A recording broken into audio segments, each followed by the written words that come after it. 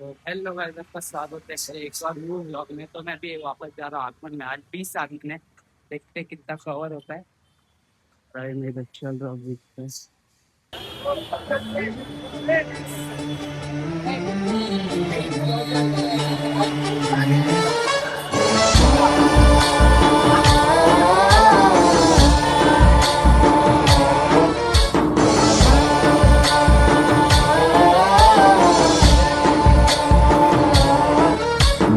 गणनायकाय गणदैवताय गणाध्यक्षाय धीमहि गुणशरीराय गुणमण्डिताय गुणेशानाय धीमहि गुणातीताय गुणाधीशाय गुणप्रविष्टाय धीमहि एकदन्ताय वक्रतुण्डाय गौरीतनयाय धीमहि गजेशानाय भालचन्द्राय श्रीगणेशाय धीमहि एकदन्ताय वक्रतुण्डाय गौरीतनयाय धीमहि गजेशानाय भालचन्द्राय श्रीगणेशाय धीमहि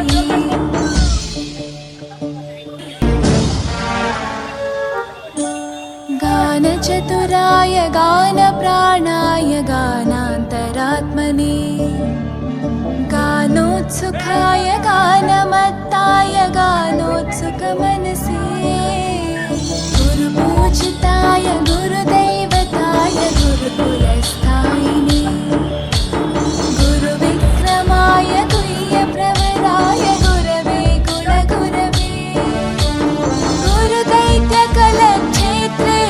गुरुधर्मसताराध्याय गुरुपुत्रपरित्रात्रे गुरुपाखण्डखण्डकाय